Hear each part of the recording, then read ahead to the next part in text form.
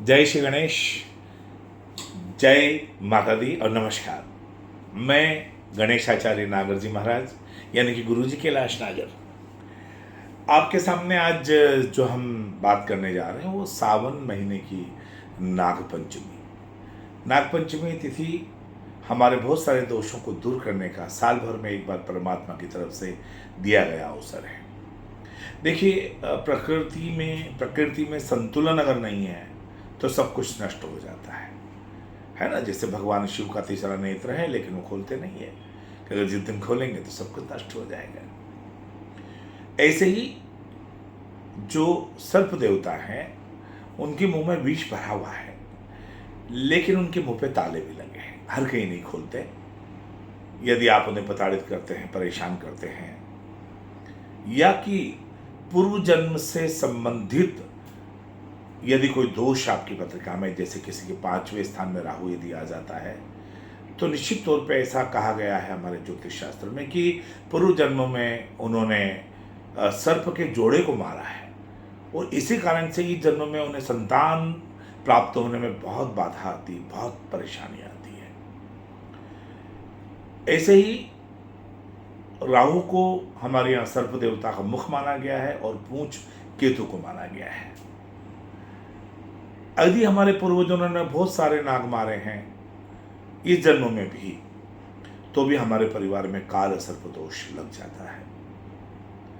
काल सर्प दोष 12 तरह के होते हैं।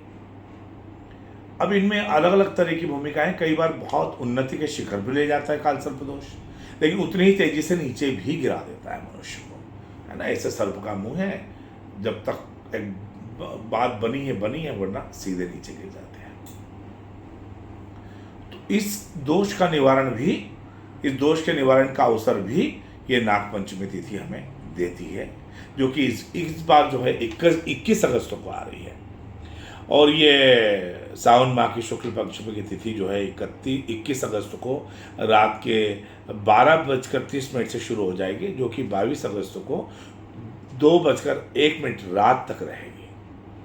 तो इस तरह से पूरे दिन, यानी कि आप सोमवार को, और भगवान की बड़ी कृपा है कि अधिक मास है, सावन का सोमवार भी आ गया है, नागपंचमी भी आ गया है।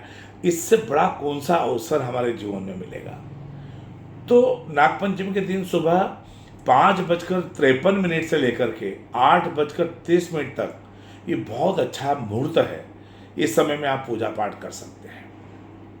और किसी और की पत्रिका में भी यदि कालसर्प दोष है तो पूरे दिन भर में कभी भी कालसर्प दोष की पूजा कर सकते हैं। अच्छा, इस बार की जो नागपंचमी है इसमें 2 और बड़े शुभ योग आ रहे हैं। इस दिन सुबह से लेकर रात को 10:21 तक शुभ नाम का योग बना हुआ है। इसके बाद पूरी रात में शुक्ल योग रहेगा, यानी कि दिन और रात को शुभ और शुक्ल नाम के योग आ रहे हैं, जो कि हमारी पूजा विधान को और बल प्रदान करते हैं, या हम जो पूजा करते हैं उसका बहुत अच्छा फल हमें प्रदान होता है। हमें नाग देवता पर थोड़ी हल्दी चढ़ाना चाहिए, थोड़ा सिंदूर लगाना चाहिए, चावल चढ़ाना चाहिए, फूल चढ़ाना चाहिए। सफ़ेद पुष्प उन्हें बहुत पसंद है और लाल रंग की चीज़ें कम से कम मात्रा में चढ़ाएं तो ज़्यादा अच्छा है। दूध में घी, शहद, शक्कर, दही और सब मिला करके, शक्कर वगैरह मिला के पंचामृत बना करके उनका अभिषेक करना चाहिए और नाग देवता की कथा सुनना चाहिए या उनका पाठ करना चाहिए।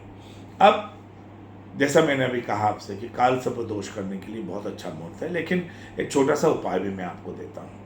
अब नाग पंचमी के दिन से लेकर के अगले 40 दिन तक के लिए एक, या तो तांबे के नाग देवी देवता या चांदी के नाग देवी देवता, या जैसी आपकी श्रद्धा हो उस तरह के नाग देवता अपने घर में एक प्लेट में चावल के ऊपर रख करके 40 डेज तक, 40 दिन तक लगातार उनकी पूजा करें।